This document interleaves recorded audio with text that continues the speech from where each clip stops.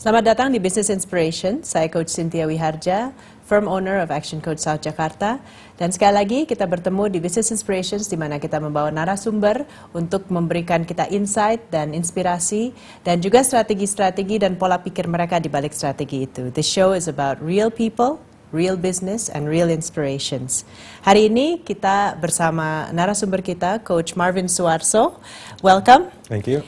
Coach Marvin and I, we work together. We're both in Action Coach, tapi Coach Marvin has a unique background dan makanya dari itu saya menginvite Coach Marvin untuk datang ke sini untuk men-sharing karena to me, I think Marvin has a true heart of a coach. A true heart of a coach. Dan kita bisa lihat dari backgroundnya dia sendiri.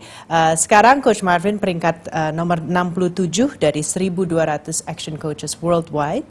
Congratulations on that. Thank you. Very good.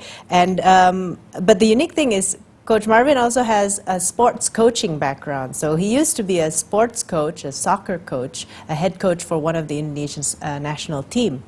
Selain itu, he's a serial entrepreneur, owning shares in many small businesses, dan juga an ex-client in Action Coach, where actually he built his business supaya bisa berjalan tanpa dia yang dulunya taking up 6 days a week, sekarang hanya satu hari dalam 2 minggu. Dan so he's a living example of a coach and also a client. So the unique experience I hope we can get dari interview ini adalah more about the two sides of coaching from a coach's perspective as well as a client's perspective. So mungkin kita mulai aja. Can you tell us a little bit more about yourself, your background, and why you decided to be a coach? Okay. Well, mungkin kalau mundur agak jauh sedikit gitu as far as background goes ya. Awalnya mungkin cita-cita saya banyak seperti anak-anak, terutama sekarang di Indonesia ini, it's like pengen jadi pemain sepak bola profesional. But one thing I realized was my brain was faster than my feet. Gitu, jadi karena agak gemuk, so my brain was actually membantu saya untuk bisa jadi pemain yang lebih baik gitu. I still got picked for some teams gitu, tapi kalau mau ke level yang lebih tinggi kayaknya udah susah lagi.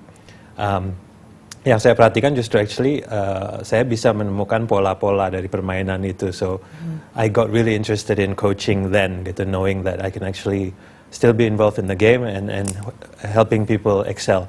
Jadi selama saya kuliah di Amerika juga saya udah mulai belajar tentang coaching sepak bola. Jadi saya ngambil sertifikasinya di Amerika, sampai beberapa tahun yang lalu juga saya ngambil di Dubai juga. So I'm actually on a B AFC license at the moment. Jadi itu the second highest before yang pro license-nya. Okay. From there, actually karena saya juga, my parents wanted me to make money. Gitu, so I went to business school. I did an undergraduate degree in finance and then MBA in finance and marketing, and went the corporate route. Saya kerja untuk some big companies and didn't like a minute of every single company. Nggak betah kerja di belakang meja doang gitu. Nggak bisa diatur. Well,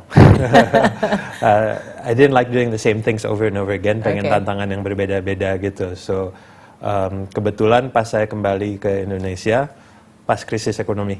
Okay. So the next day gaji saya yang tadinya berapa ribu dolar mendadak jadi berapa ratus dolar per bulan gitu. Wow. And so resignation letter followed and I started my first business with my brother. Kita masuk ke sports marketing, where we helped some TV stations untuk persiapan Piala Dunia. It led to us working with professional players and actually allowed us to work with professional clubs juga gitu. And that's where I got my first in untuk mulai jadi pelatih profesional di sini in the Liga Profesional Indonesia for a couple of years, while still running my marketing company juga gitu.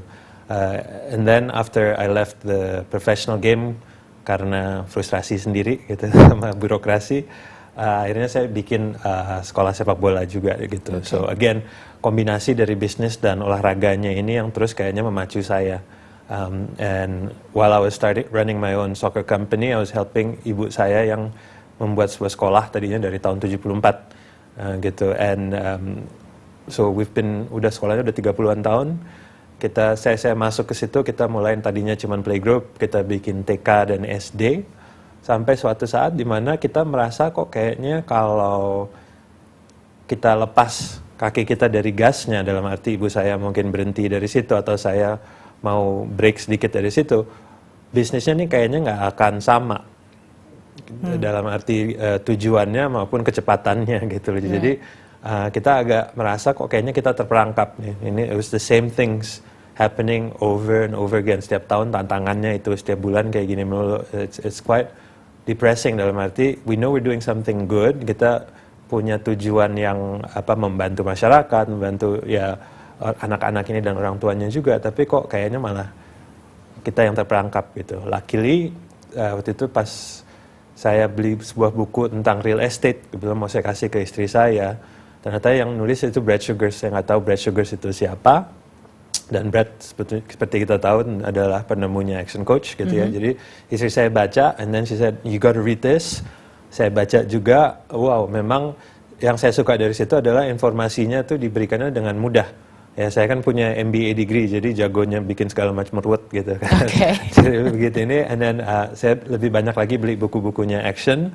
Sampai suatu saat, akhirnya saya ikut salah satu seminarnya Action dan ketemu coach, and I said, yeah, I'm ready to be helped gitu, and that's where I began my journey in business coaching. Gitu. Okay, and it's an interesting journey. Then this show, I think it would be more targeted to people who want to know more about what it's like being a coach, what does it take to be a coach, and what's it like to be coached. Ya kan? And maybe business owners out there, what is all this coaching thing that's going on, dan sebetulnya apa sih benefitnya dan apa sih kegunaannya untuk bisnis mereka ya. So setelah yang satu ini kita akan mendalami lagi apa sih bedanya atau similaritiesnya antara sports coaching and actually business coaching, and what is this whole coaching thing ya.